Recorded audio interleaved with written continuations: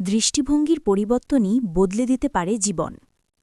মানুষের সাফল্যের পেছনে সবচেয়ে বড় ভূমিকা রাখে তার দৃষ্টিভঙ্গি।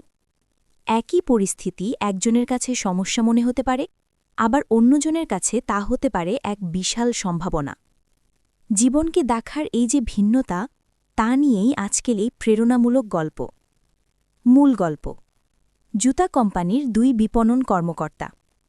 একসময় একটি বিখ্যাত আমেরিকান জুতা কোম্পানি সিদ্ধান্ত নিল তারা আফ্রিকায় তাদের ব্যবসার প্রসার ঘটাবে।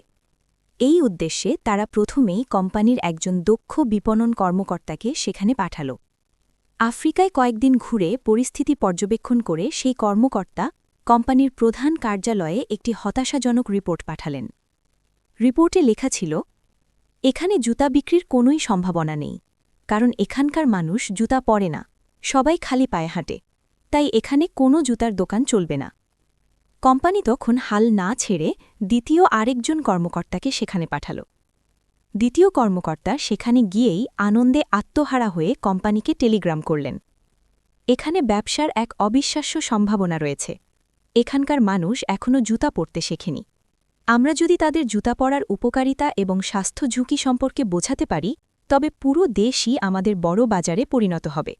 আমাদের দ্রুত এখানে কাজ শুরু করা উচিত। উপসংহার। দেখলেন তো, স্থান একই ছিল, পরিবেশও একই ছিল, শুধু বদলে গিয়েছিল দুই ব্যক্তির দেখার ধরন।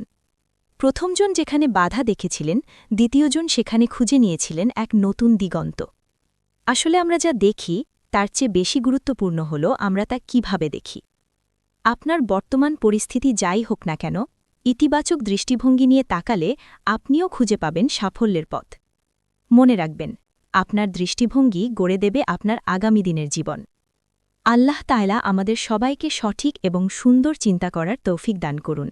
আমিন।